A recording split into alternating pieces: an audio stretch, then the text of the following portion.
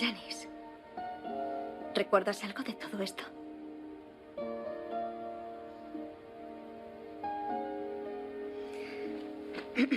Shannon, ¿has intentado hablar con amigos o parientes sobre lo que sientes? Los familiares pueden ser una fuente de consuelo. ¿Te encuentras bien? Sí, estoy bien.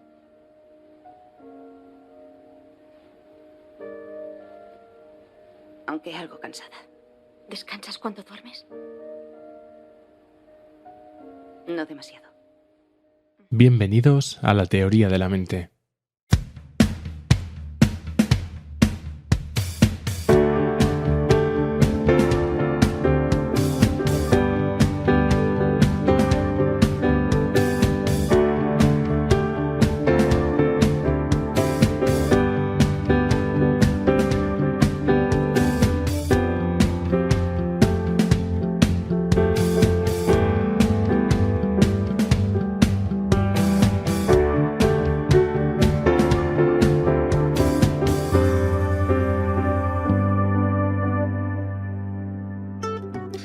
Y bienvenidos a un programa más de La Teoría de la Mente, el podcast pensado para todos los que aman la psicología, y a los que no la amen, bueno, pues también tienen cabida en este espacio. Si eres profesional, paciente, curioso, interesado o despistado, he aquí tu podcast. Recordaros que somos miembros de Amadag y de CEAN, y que si queréis contactarnos podéis hacerlo al correo info@amadag.com, o bien podéis seguirnos en Facebook en la página La Teoría de la Mente, administrada por Susana Gallego. También puedes llamarnos al teléfono al 91 119 8157 en horario de tarde, donde Nuria, nuestra secretaria, os atenderá estupendamente. Pues últimos acontecimientos han generado la necesidad de aplicar los estudios e investigaciones propios de la psicología al ámbito de las emergencias, los desastres y las catástrofes. En este sentido, son muchos los autores que señalan ya a la psicología de emergencias como una nueva especialidad dentro del quehacer del profesional del psicólogo. Pues de todo esto y mucho más vamos a hablar en la sección principal, y en nuestra sección Historias de la Mente hoy nos espera el viaje del héroe. Hablaremos, pues sí, de la figura del héroe y de cómo su huella ha influido y puede influir en nuestro proceso. Y sin más dilación, vamos al programa.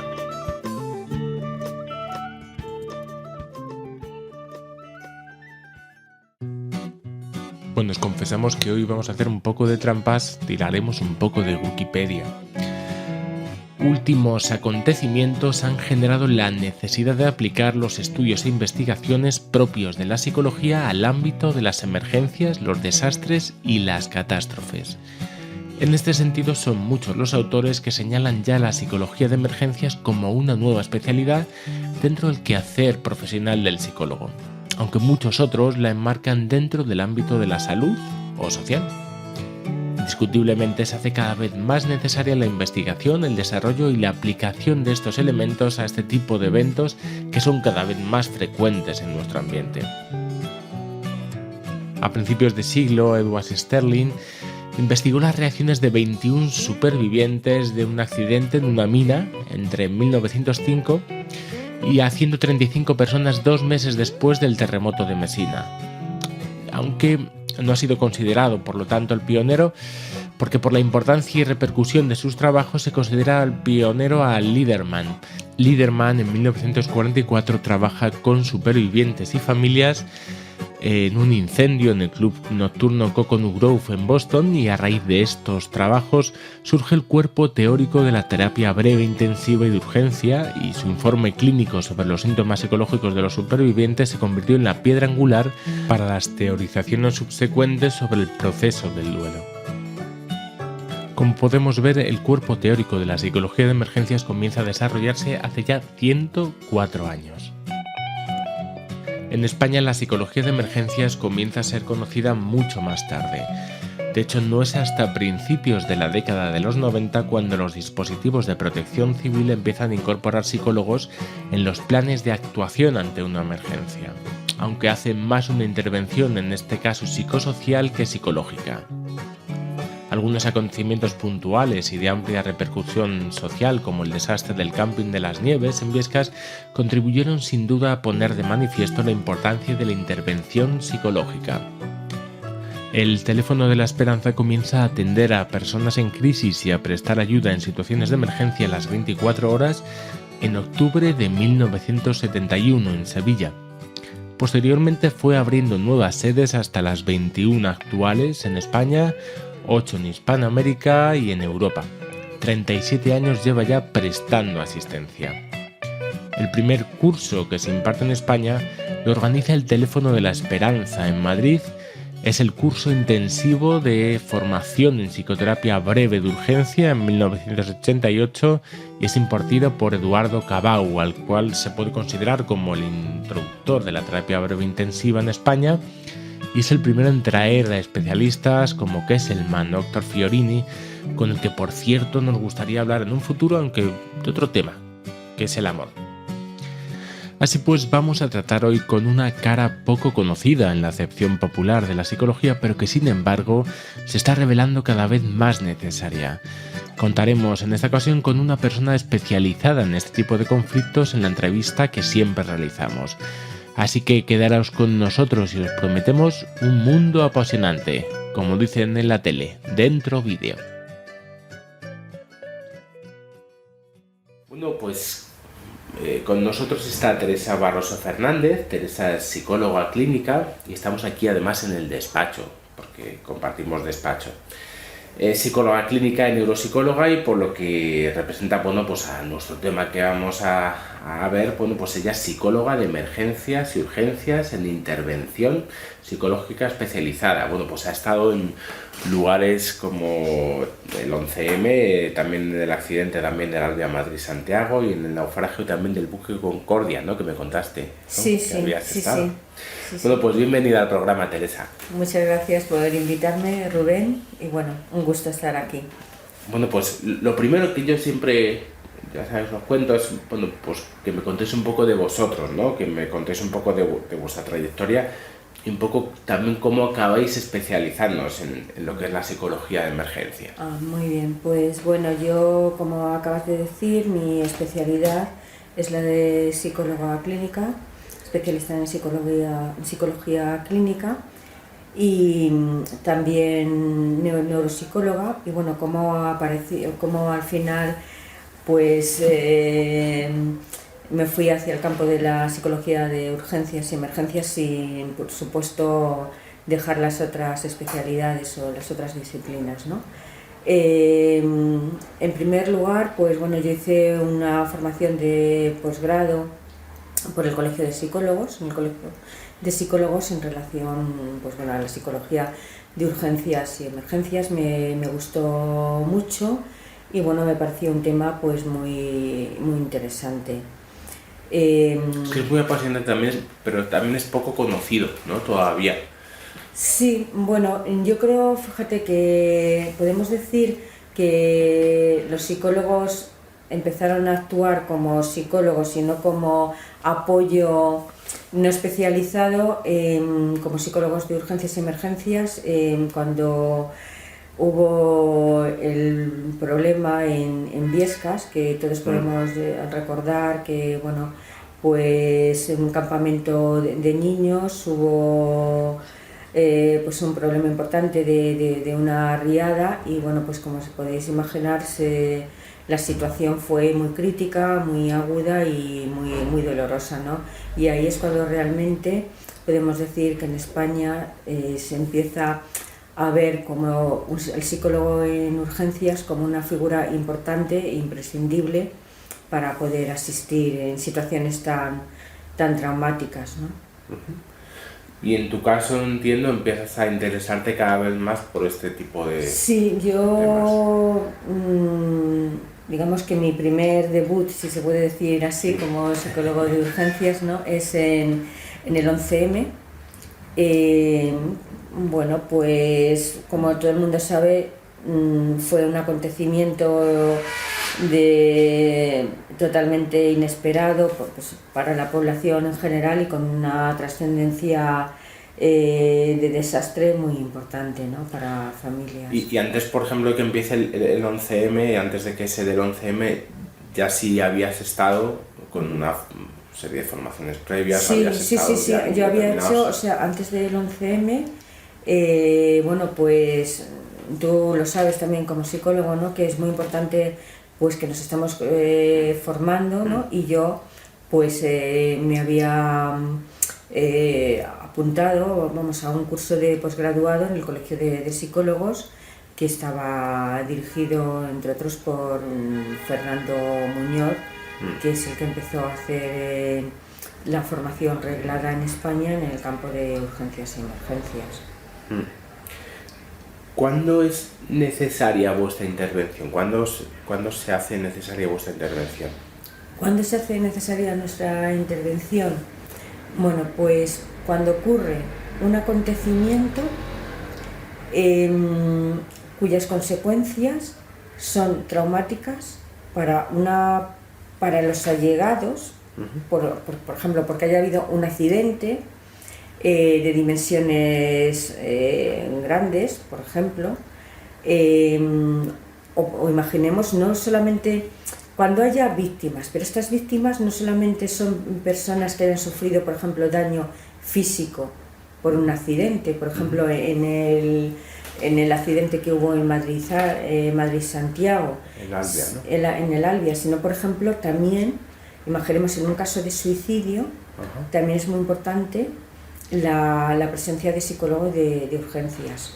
En in situ, allí se acude, tanto, por ejemplo, para la persona que puede llegar a suicidarse, como para los familiares, por si ocurriera o no haya este hecho tan traumático para la familia, ¿no? El que alguien se suicide. Claro, me parece muy interesante esto. No solamente estamos hablando de grandes catástrofes, Exactamente. sino que estamos hablando también de intervenciones puntuales. Claro, por eso se refiere, por eso es el epígrafe este de psicología de urgencias y emergencias.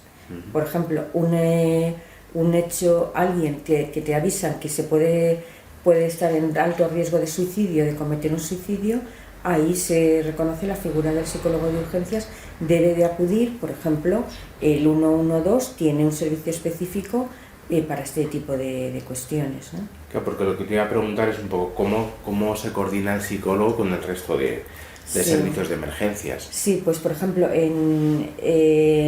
existe el 112, el 061, el 091. Por ejemplo, el 112 tiene una infraestructura muy, muy buena y, por ejemplo, tiene totalmente, digamos, estipulado en qué situaciones es necesaria la intervención de psicólogos, por ejemplo, y siempre se coordinan el 112 con el 061 y el 091. Existe en Madrid, por ejemplo, existe ese tipo de coordinación, ¿no? Por ejemplo, el 112, pues, por ejemplo, cuenta con hasta 70 sucesos en los cuales están tipificados. Es importante la intervención de un psicólogo. Igualmente, por ejemplo, cuentan con estructuras, por ejemplo, estudios topográficos concretos, porque claro, puede ocurrir que ocurra, imaginemos, pues que haya ido un equipo de montañeros y dicen que han tenido, por ejemplo, un accidente en Peñalara, ¿no? Pues para ubicar exactamente el sitio y para dar información a las familias y a otros profesionales de emergencias, están totalmente Localizado, ¿no? Sí. Es que claro, qué cantidad de intervenciones que se pueden hacer, que claro. se pueden hacer desde la psicología Claro, emergencias, no solamente por catástrofes naturales o por ejemplo por actos terroristas, sino por ejemplo en actividades lúdicas, por ejemplo en montañeros, ¿no? Que puedan tener accidentes, en casos de suicidio, por ejemplo, también. Claro, ¿qué es lo que hacéis? Es una pregunta demasiado general y vaga, pero bueno, ¿qué es lo que en ese momento aporta el psicólogo en este tipo de intervenciones? Vale. ¿Qué es lo que podemos aportar?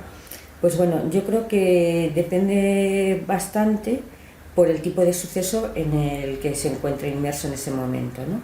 Por ejemplo, si estamos en un caso, por ejemplo, imaginemos en un acto terrorista, Sí. Por ejemplo, el poder dar una noticia determinada, por ejemplo, en qué momento Ajá. y con quién, a qué parte de la familia se le puede dar, ¿no? Claro.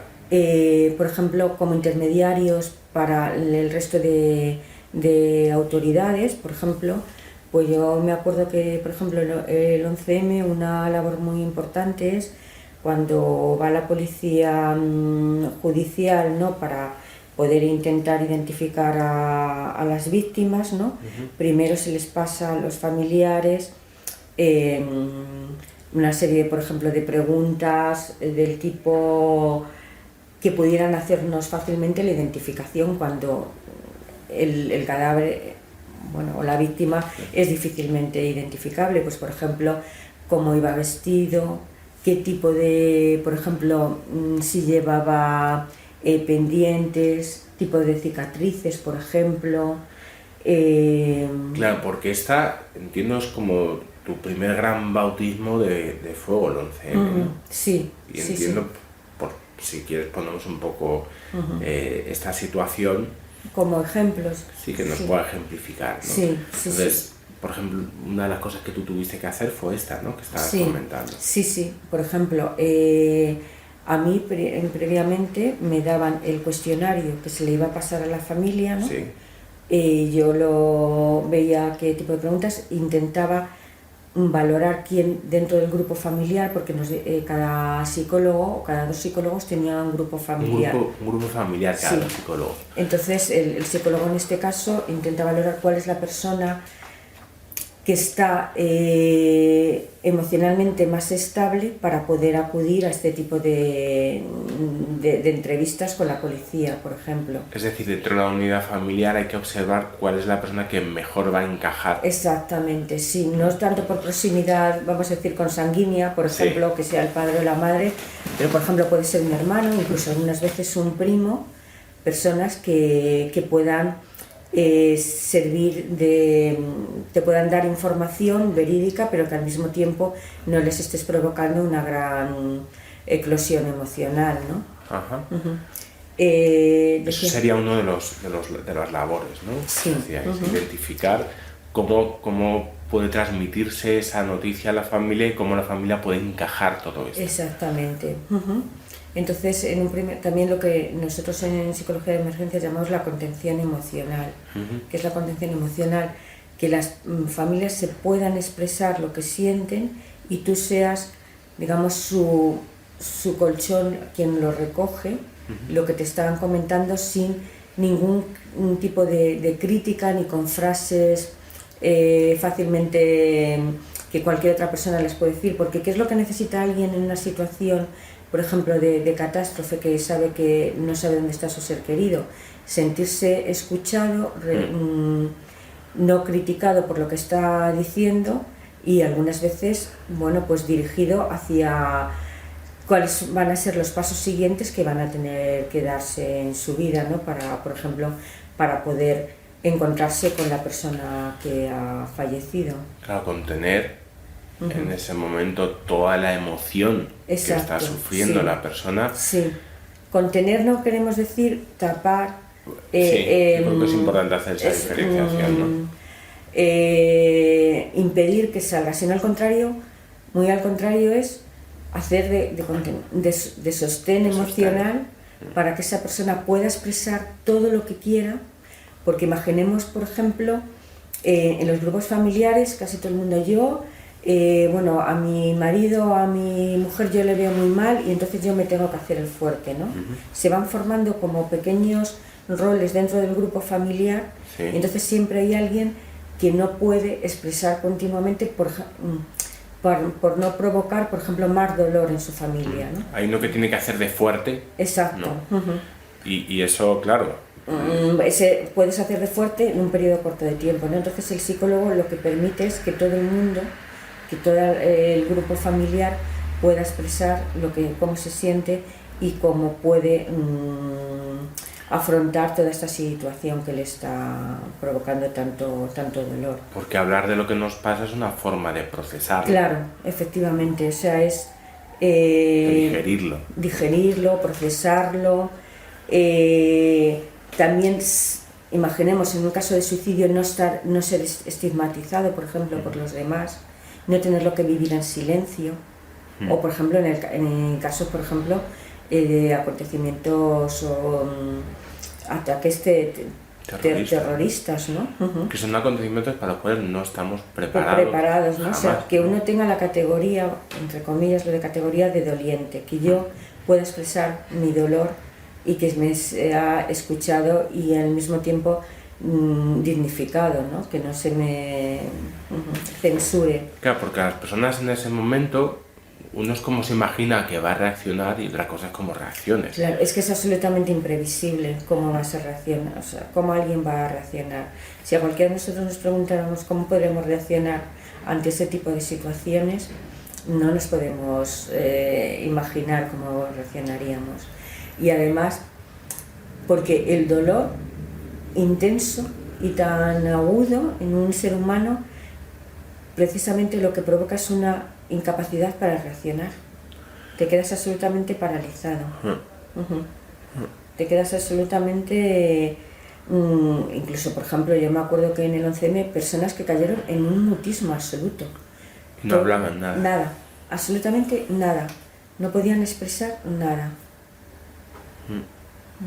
Y durante un tiempo muy prolongado. Claro, y durante un tiempo prolongado, por ejemplo. Pero digo, fíjate aquí, digo personas con un mutismo absoluto que no podían decir ni el nombre de la persona a la que estaban buscando, ni expresar ninguna emoción, ¿no? Es lo que se llama sentirse anestesiado, ¿no? Emocionalmente, ¿no?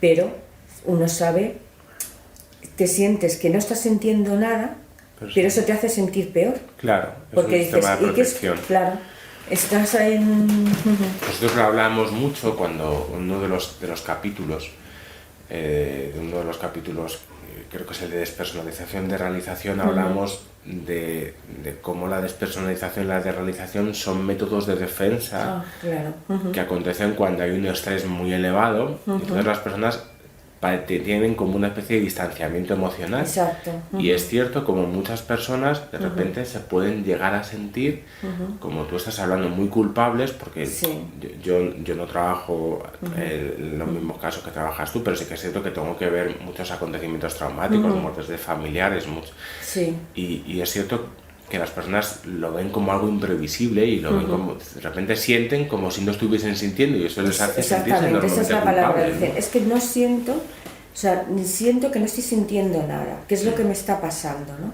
Y entonces el psicólogo tiene precisamente que reorganizar todo ese fluir emocional que tiene que sacar esa persona, ¿no? Y darle su tiempo, o por lo menos saber que lo que te está ocurriendo puede llegarte a ocurrir, que es normal ante una situación de esas características, ¿no? Y Teresa, ¿tú qué es lo primero que te encuentras en el 11M? Es decir, te llaman una vez que ha ocurrido todo. ¿Cuál es tu primera visita a ese escenario?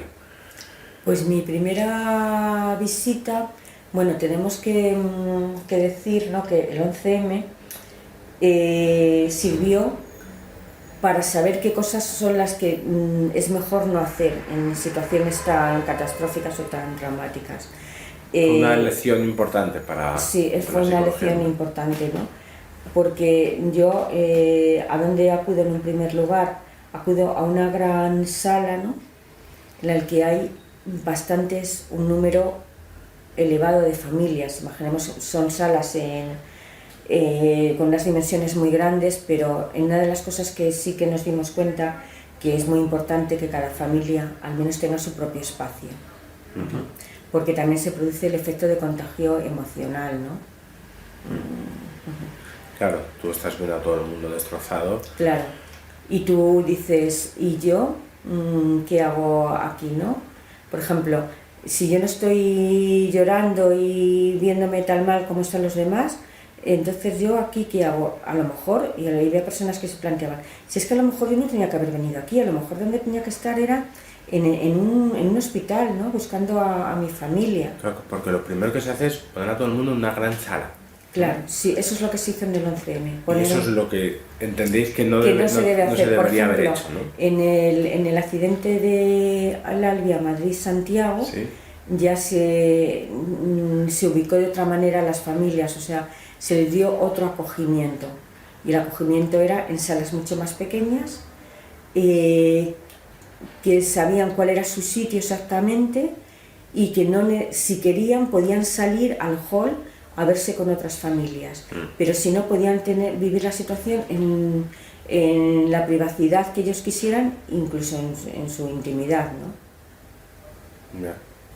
O sea, que eso fue, que interesante esto que estás contando, me parece interesantísimo cómo esta primera gran experiencia, claro, sirvió nos proporciona una serie enorme de lecciones. Claro, claro, de lecciones para saber qué es lo que no se debe hacer en un momento determinado y qué es lo que se puede mejorar, porque ¿cuál es la función nuestra? Acogimiento, Sí.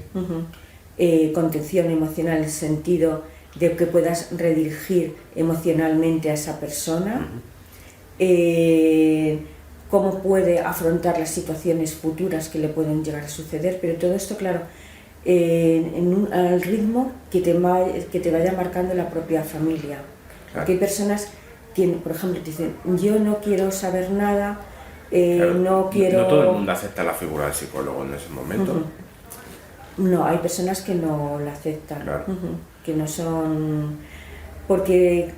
Pero eso, fíjate, eso yo creo que está cambiando ante situaciones, por ejemplo, fíjate, es que en situaciones con tanto impacto emocional y con tanto dolor, yo no escuché a nadie, por ejemplo, en el 11M y en el Alvia, que dijeran, o en el accidente del Alvia Madrid-Santiago, nosotros no queremos ser acompañados por ningún psicólogo. No lo escuché a nadie. Vale, porque pensé, algunas personas pueden pensar, joder, mi dolor es mío, muy mío, y no quiero... Ya, pero te sientes tan desasistido, tan mal, que necesitas al menos poderte... que alguien te escuche. Y además cuando saben que, por ejemplo, no representas, por ejemplo, vamos a hacerlo así, no tienes ninguna representación política, ni estás inserto en el accidente, por ejemplo. Porque claro, ahí sí que se pueden levantar muchas defensas, ¿no? El que las personas no quieran en un momento determinado, pues que haya, por ejemplo, políticos en Claro. situaciones así. Por Eso supuesto. sí, eso puede llegar a ocurrir. O sea, que entiendo que eres una figura con la que se puede identificar, que tampoco tiene que ver con el accidente, es decir, no forma parte, pero sin embargo sí que la puedes escuchar, como hemos hablado antes, contener en el sentido del que hemos hablado, la contención. Por ver alguna cosa más en esto del 11M, ya hemos hablado un poco de dos tareas, ¿no? que tuviste que hacer como psicóloga de emergencias. Primero estamos hablando de esta función de contención, luego estamos hablando sobre todo identificar la manera en cómo esa noticia podía influir, ¿no? Claro. En la familia, las personas claves que podían... Claro. Cómo comunicar, por ejemplo, la mala noticia, también es muy importante. Cómo y cuándo y a quién en un momento determinado le tienes que dar la noticia de un familiar. Muy importante que pregunten las familias si le pueden ver, por ejemplo. Cuándo lo pueden ver, cómo realmente dar la información muy centrada en la necesidad de la persona que te la está pidiendo. Y también valorar en qué grado esa persona puede procesar la información, porque no todo el mundo la puede procesar de la misma manera. Personas que dicen, es que yo lo quiero saber y no me importa que me digan que ya no le voy a volver a ver, por ejemplo. Claro. Esto es totalmente individual, ¿no? Claro, cada uno y poder prever según tú ya tienes una serie de conocimientos después de muchos años de consulta también, claro. saber más o menos... Claro, es que el psicólogo de urgencias y emergencias tiene que tener también una sólida formación clínica, ¿no? Porque puedes ver si ya hay una patología de base, por ejemplo, en la familia, si ha habido otros acontecimientos traumáticos, por ejemplo, si ha habido duelos tempranos, imaginemos en el caso, por ejemplo, de niños, cómo dar las noticias a los niños. Por ejemplo, los padres en general intentan evitar que el niño tome contacto. Que ¿no? tome contacto con la realidad. Ocultar, vamos, yo diría que ocultárselo. Claro. Y entonces, bueno, ahí está el psicólogo, que es el que tiene que, de alguna manera, ver cómo puedes, el niño, dependiendo, por ejemplo, de su desarrollo evolutivo, no es lo mismo un niño de 7 años que un preadolescente de 12, ¿no? Y de qué familias, si es más próximo, si es el padre, es la madre, ¿no? Puedes ir mediatizando un poco, darle la información de una manera u otra, ¿no? Por supuesto, yo aquí, si este niño, el niño, por ejemplo, tiene padres o familiares muy próximos, es muy importante también contar con esa opinión, ¿no? Porque una cosa es como tú lo veas profesionalmente, pero siempre hay que respetar cómo la familia quiere en un momento determinado dar esa información a los demás, por ejemplo. Claro. Puedes dar tu punto de vista profesional, pero también es muy importante, hijo, ¿no? Claro, respetar la individualidad o de todo esto, ¿no? Mire, estaba viendo a veces, y repasando algo de literatura y bueno, la historia de la psicología de emergencias en este país, bueno, pues veía un poco cómo a veces la ausencia de formación especializada, a veces en habilidades de apoyo psicológico por parte del personal de emergencias, podía haber sido, entiendo, algo quizá podía haber pasado sobre todo al principio, ¿no? Entonces, ¿qué tipo de consecuencias? ¿Qué me quieres decir? Que discúlpame, que podemos perjudicar más que ayudar si no hay una buena formación. Claro, eso es lo que sí, vamos, tenemos que ser claros, sí, claro que, pero yo creo que igual que en cualquier otra especialidad de la psicología, si uno no está seguro, lo mejor es no hacer nada. Mejor no, claro. Y también tenemos que pensar que muchas veces la psicología de urgencias y emergencias se ha considerado, bueno, a mí esto de la palabra apoyo psicológico, pues no es que haya que quitarla, ¿no? Pero que es el apoyo, si está bien dado, tiene que estar dado por profesionales, pero no es el apoyo psicológico que te puede dar un amigo, es un apoyo profesional, igual que si hay un accidente. Yo no taponaría la herida a nadie porque no soy profesional, pues yo creo que igualmente nadie debe recibir a una familia o a un doliente si no es profesional de lo que está haciendo. Claro, porque muchas veces tu propia angustia, que no tiene nada que ver con la angustia del otro, claro, puede hacer que tengas una serie de reacciones que tienen más que ver con tu propio miedo que con el miedo del otro. Yo esto lo veo muchas veces en los tanatorios, ¿no? Como muchas veces en cuanto vemos la persona que ha enviudado o que se ha quedado sin padre o sin madre, o seguir ahí a veces una tendencia a intentar aliviar, a intentar decir a la persona no pasa nada, si es que esto vas a ver cómo esto se pasa en no sé qué tiempo. Hay a esas personas que le dicen cómo se tiene que comportar en todo momento y claro, y yo siempre digo, bueno, pues dejarle en paz, ¿no?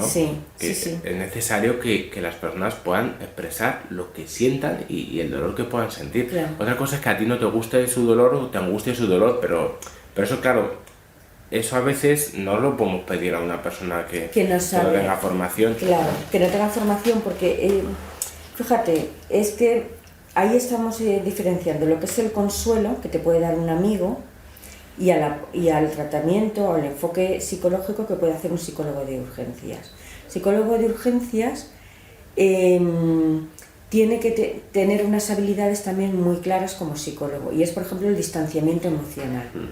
Cuando yo digo distanciamiento emocional es precisamente lo que tú acabas de comentar, que mi angustia no traspase, claro, al paciente o a la familia que estoy atendiendo. Claro.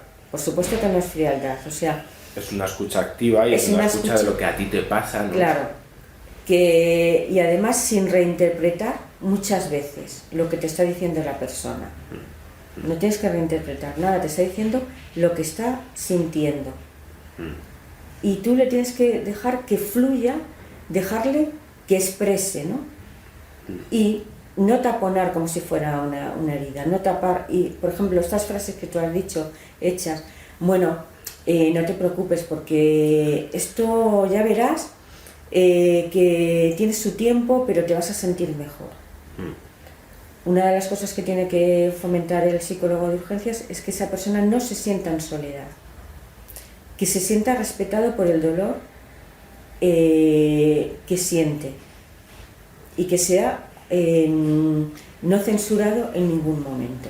Claro, Y censurarse, se puede censurar desde, por ejemplo, desde un mensaje verbal hasta incluso un mensaje no verbal.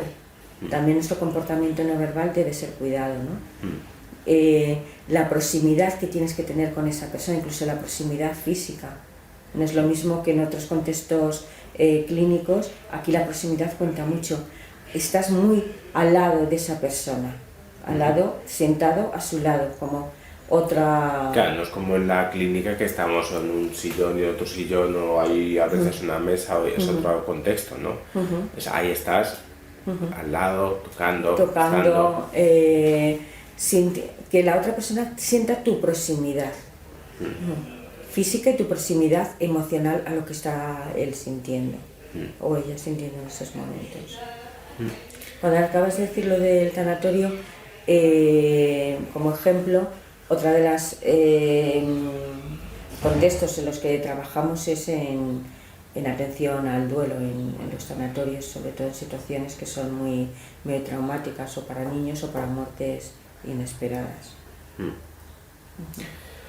Cuéntanos un poco, tú además has hablado también de tu experiencia en el 11M, pero también has estado también en otras muchas situaciones, no sé, por contarnos un poquito de algunas de tus intervenciones que te hayan tocado o te hayan... Sí, que ya me hayan tocado mucho, iba a decir, mi sensibilidad por cualquier razón, ¿no?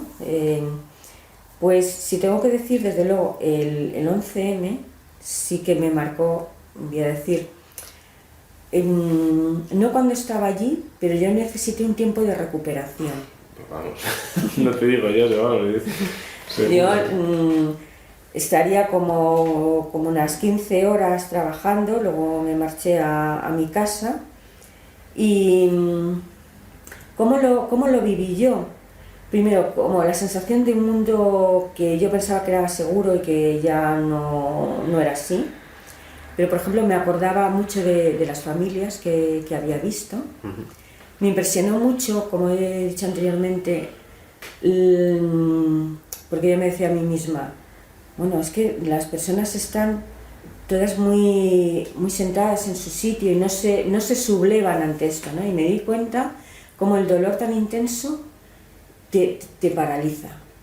Y yo eso, por ejemplo, tenía rabia contenida en... O sea, no es la sensación que uno espera de escenas de rabia, no, salvo en contadas ocasiones, o sea, y además eso decía, qué vulnerabilidad tenemos el ser humano ante situaciones tan dolorosas, ¿no? Y tan fuertes, ¿no? Por ejemplo, durante un tiempo, claro que recordaba pues incluso algunos chillidos, ¿no? Que se hacían, ¿no? Pero yo sobre todo, tengo que decir que a los 10 días, por ejemplo, de estar allí, pues bueno, yo tengo un acontecimiento familiar de un cumpleaños y salimos a cenar fuera, ¿no? Y yo me sentía absolutamente distante con todo lo que estaba ocurriendo allí. Además diciendo, ¿cómo es posible? Yo aquí, intentándolo pasar bien, y además sentí un silencio en Madrid increíble. Sí, yo creo que lo hubo. Sí, o sea, un silencio que a mí me aplanaba, ¿no? O sea, no me dejaba estar integrada en la situación, pues que por otra parte era alegre, ¿no? Que era un cumpleaños, ¿no? Y me acuerdo que al final de la cena yo dije que me iba a casa, ¿no? Porque claro. ¿Cómo puede la vida normal seguir siendo normal? Exactamente, ¿no? Exactamente. Pero fíjate que yo en la ciudad, que en Madrid, no sentía la normalidad, yo sentía como mucho más silencio a mi alrededor. Yo recuerdo esos días también y los restaurantes estaban vacíos, etcétera, ¿no? Sí, Madrid estaba totalmente callado. Claro, y luego pues aprender a integrarlo en tu vida. Y por ejemplo, si tenemos que citar otro ejemplo, por ejemplo lo de el tren, el accidente de tren del Albia, ¿no? Madrid-Santiago. Por ejemplo, una de las cosas que me impactó mucho fue un chico que ya había ido a todos los hospitales, ¿no? A ver a su madre, ¿no? Y yo le dije, vamos a intentarlo, ¿por qué no vas otra vez a esta clínica? Porque parece ser que ha sido la clínica que más han recibido personas y vamos a intentarlo, ¿no? Y yo le dije, bueno, pues yo te voy a acompañar. ¿Qué pasó? Que este chico no había reconocido a su propia madre por toda la presencia física que tenía, de traumatismos tan importantes que tenía, ¿no? Y claro, me impactó mucho su reacción, ¿no? Porque por una parte dándome las gracias de que yo había insistido en que tenía que ir a ver otra vez a ese hospital y que yo le iba a acompañar, y por otra parte, ¿cómo es posible que alguien no pueda reconocer a su propia madre por todo el traumatismo tan importantes que tenía? Eso me impactó muchísimo. Sí. Luego este chico lo tuve en consulta y bueno, pues está muy bien, ¿no? Que ha venido por aquí y siempre me lo dice, ¿no? Gracias por insistir. A ver, finalmente hubiera encontrado a su madre, ¿no? Pero no darlo por terminada su búsqueda, ¿no? ¿Y cómo te cuidas tú? O sea, quiero decir, yo creo que una parte muy importante es, claro, después de ver y de tener que contener todo esto y después de vivir cosas que muchas de las personas tú te asomas a escenarios que no son para la mayoría de nosotros normales. Quiero decir, entiendo que hay gente que esté en servicios de emergencia, pero entiendo que te asomas a un lugar de la vida muy desconocido también. Exactamente, muy desconocido y que cuesta compartir con personas. Si tú a alguien le dices, uy, no, a mí eso no me lo cuentes porque... Sí, es una respuesta muy... Sí, de decir no. O sea, bueno, pues tenemos que practicar mucho el distanciamiento emocional, que como has dicho tú, cuando estamos trabajando, ¿no? Esto, yo aquí estoy aquí, este es mi cometido, lo que tengo que hacer, y cuando salga de aquí, sí, es importante cuidarse. Por ejemplo, muy importante las sesiones que se tengan con el resto de compañeros, ¿no? Sesiones de cómo tú te has sentido. Casi lo mismo que hemos hecho con las familias, expresar continuamente y saber que tú también eres vulnerable y que tienes tu propia intensidad o tolerancia para aguantar o poder sobrellevar este tipo de situaciones, ¿no? Y luego, por ejemplo, muy importante, luego ya te quedas con la humanidad de las personas, ¿no? De lo que han sufrido y cómo los que quedan, cómo pueden sobrevivir, ¿no? Y yo creo que en el fondo pues son lecciones de vida, ¿no? Que nos dan los pacientes, ¿no? Pero muy importante las sesiones que se tengan con el resto de compañeros, ¿no? Para poder compartir tu experiencia y que nada se quede ahí taponado, ¿no? Y además para luego dar menos, también porque luego con tus personas allegadas, con tu familia, con tu pareja, luego de estas cosas, cuando llegas a tu casa, pues bueno, no tienes por qué necesariamente transmitir todo lo que has vivido, ¿no? Claro, me pasa yo cuando llego la noche, pues siempre, pues incluso mi pareja que también trabaja, ¿no? Pero es verdad que es un poco un mundo que tú has vivido ahí, pero que no compartes con el resto de las personas, ¿no? Pues mira, para finalizar, sí que es verdad que cada vez son más los estudiantes de psicología que nos escriben al programa y entiendo que muchos de ellos, personas que estén escuchando esto, pues a lo mejor dicen, oye, pues a mí me gustaría dedicarme o me gustaría explorar esta rama de ser psicólogo de emergencias. ¿Qué actitudes y qué habilidades tú crees que son primordiales? Porque no sé si todo el mundo puede valer, igual que no todo el mundo vale para clínica, entiendo, pues no todo el mundo. ¿Qué actitudes o crees que pueden ser sobre todo más importantes? Pues fíjate, yo creo, hombre, quería decir la primera, que yo creo que tener una gran sensibilidad humana hacia el dolor ajeno, pero a mí me parece que es imprescindible para cualquier psicólogo. trabajes en clínica, trabajes en el ámbito escolar, pero sí muy importante, y también gozar de un ser bastante, tener muy claro hasta dónde tú puedes llegar. Porque son situaciones, sí, ¿no? Sí, ser consciente de tus límites.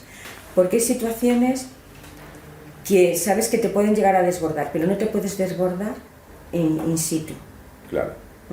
Te puedes desbordar fuera. Fuera de en tu casa puedes ponerte a llorar y hacer también, pero no puedes en esos momentos. Y sobre todo, pensar que nosotros no salvamos a nadie. Los que se salvan son ellos. Nosotros estamos ahí, saber escuchar, estar muy próximos al dolor de los demás, pero tampoco llevártelo, porque tú no te lo puedes llevar, ese dolor, porque con el dolor ajeno lo único que estás impidiéndote es poder estar con esa persona que está sufriendo. ¿Qué otras?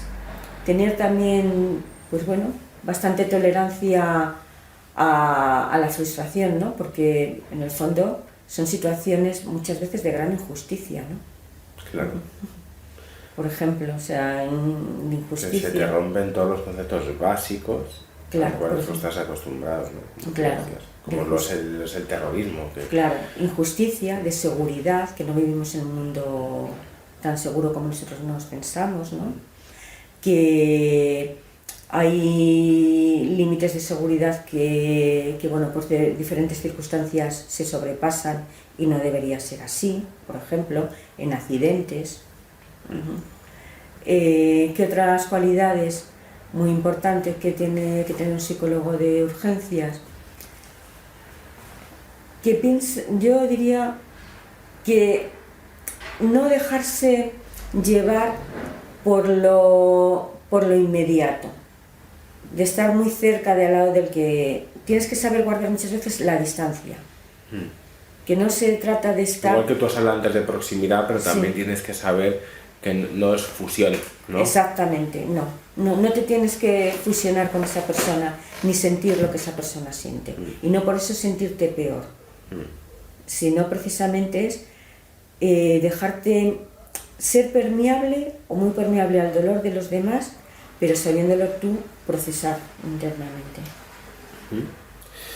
Pues hasta aquí llegamos por ahí. Muchísimas gracias, Teresa. Yo siempre, un poco lo que os cuento, sí que me gustaría contar contigo pues para siguientes programas. A mí hay uno sobre el estrés postraumático que, por supuesto, me tienes que conceder. Sí, está totalmente conexión con lo que acabamos de decir. Entonces sí que otro de los programas próximos sí que me gustaría, bueno, pues poder hablar de lo que es el trastorno por estrés postraumático, y que me parecería que, vamos, yo creo que es la persona idónea para ayudarme también en ese programa. Muy bien. Y bueno, iremos viendo más colaboraciones. Bueno, encantada yo de que cuentes conmigo y de poder transmitir, pues bueno, mi experiencia y que sirva para futuros psicólogos y para no psicólogos, claro. Pues muchísimas gracias, Teresa. Pues gracias a ti. ¿Conoces la historia del rey pescador? No. Comienza cuando, siendo niño, el rey tiene que pasar una noche solo en el bosque para demostrar su valor y poder convertirse en rey. Y mientras pasa la noche solo, le sorprende una visión sagrada.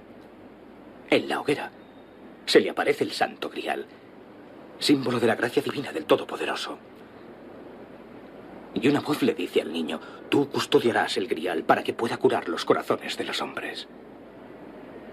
Pero el muchacho quedó cegado por la visión más impresionante de una vida llena de poder, gloria y belleza. Y en un estado de inmenso asombro, sintióse por un instante no como un niño, sino invencible, como Dios. Y se acercó a la hoguera para coger el Grial. Y el Grial desapareció, quedando su mano en el fuego, que le produjo grandes quemaduras. A medida que el niño crecía, la herida se hacía más profunda, hasta que un día la vida perdió aliciente para él. Ya no tenía fe en los hombres, ni en sí mismo. No podía amar, ni ser amado.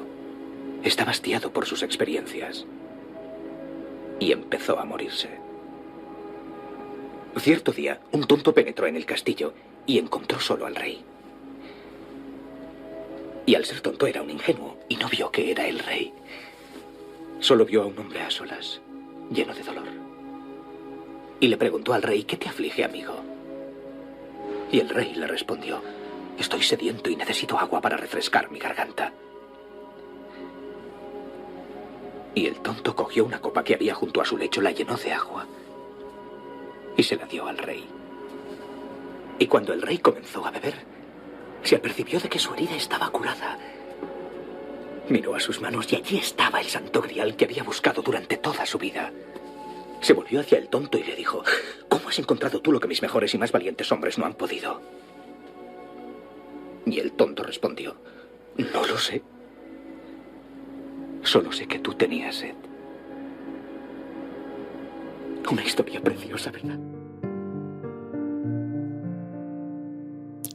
El viaje del héroe es la historia más antigua del mundo. Su estructura básica está entretejida de mitos, cuentos de hadas y leyendas que nos relatan cómo una persona se pone en marcha para dar cumplimiento a la gran tarea, la búsqueda de un tesoro difícil de encontrar. Joseph Campbell fue un escritor, profesor y mitólogo estadounidense que viajó por Europa y Asia. Estudió antropología y le fascinó el arte de Picasso, las novelas de Jane Joyce y el trabajo de filósofos y antropólogos europeos. Aunque la verdadera pasión de Campbell era la mitología. Tras muchos años estudiando mitos y relatos de diferentes culturas, descubrió un patrón que se repetía una y otra vez en cada una de las historias que leía. Es ese patrón el que le hizo escribir en 1949 El héroe de las mil caras, libro con el que crea el tema del viaje del héroe o el monomito. Joseph Campbell es una de las figuras más interesantes dentro del tema que nos ocupa. George Lucas, el creador de la Guerra de las Galaxias, y otros muchos han utilizado sus teorías como base para la creación de sus universos de ficción.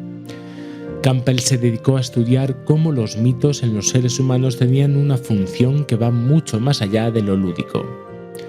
Por ejemplo, tras un detallado estudio se dio cuenta de que las historias que se cuentan en las diferentes culturas siguen un esquema común, existiendo temas similares e incluso idénticos en la mayor parte de ellas.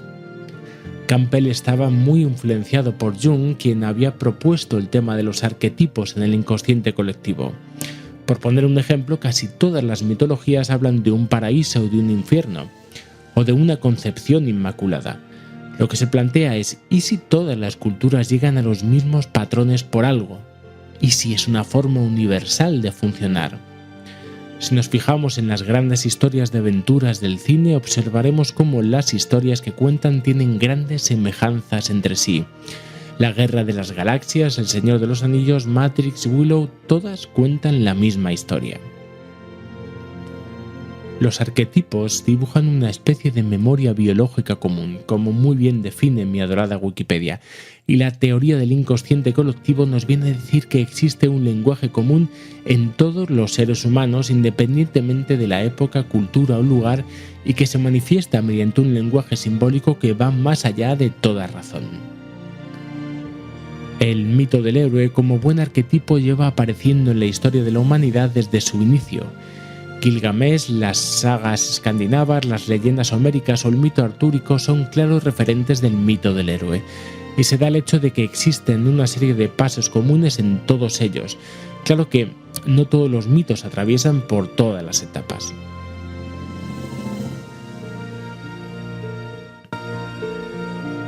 ¿Sigue estando vigente esta figura en nuestra cultura? Ya vemos que sí, la figura del héroe sigue estando en nosotros y condiciona de manera importante nuestra forma de ver el mundo. Por supuesto que las características de este varían de una cultura a otra, pero en esencia es algo que sigue moviéndonos por dentro. ¿Qué tiene esto que ver con las personas con las que trabajamos? Bueno, pues en cualquier proceso psicológico y más cuando tratamos de problemas que están limitando la vida de los individuos, asumir la figura del propio héroe y la incorporación del acto heroico son puntos fundamentales a partir del cual se vertebra el tratamiento. ¿Cuáles son las etapas por las que atraviesa ese héroe? ¿Cuáles son las etapas de las que hablaba Campbell?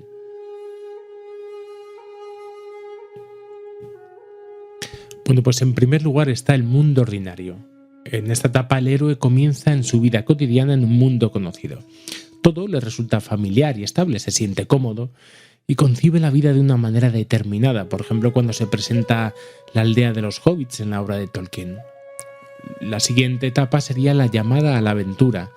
En un momento dado el héroe se le presenta un problema, un desafío o una aventura, y es entonces cuando debe decidir si responde a la llamada o no. Por ejemplo, cuando Luke Skywalker descubre la grabación de la princesa Leia en la Guerra de las Galaxias, ¿no? Una tercera sería reticencia del héroe o rechazo de la llamada. Por miedo al cambio, a lo desconocido o por apego a lo conocido, el héroe al principio rechaza esa llamada. Prefiere seguir en su mundo cotidiano, en su comodidad y en su familiaridad.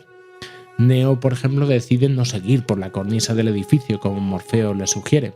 Prefiere volver a ese apego a lo conocido, a pesar de que es verdad que existe ya una ruptura y lo conocido ya no te gusta. 4. Sería encuentro con el mentor o la ayuda sobrenatural. El héroe se encuentra con alguien o algo que le lleva a aceptar finalmente la llamada. Recibe más información sobre la aventura o realiza algún importante aprendizaje que le anima a responder al desafío. Gandalf, Morfeo, Anakin Skywalker, el hada que se le aparece a Willow, por ejemplo. En la quinta etapa sería el primer umbral. A través del primer umbral el héroe abandona su mundo ordinario para entrar en un mundo diferente, especial o mágico. Se adentra en lo desconocido y deja atrás lo familiar. La pastilla roja o la pastilla azul, ¿recordáis? En una sexta etapa, pruebas, aliados y adversarios. Mientras recorre su camino, el héroe se enfrenta a una serie de pruebas, encuentra aliados en su aventura y se topa con sus adversarios. Mientras lo hace, aprende las reglas de ese nuevo mundo. Esto es como cuando Luke Skywalker encuentra a Han Solo.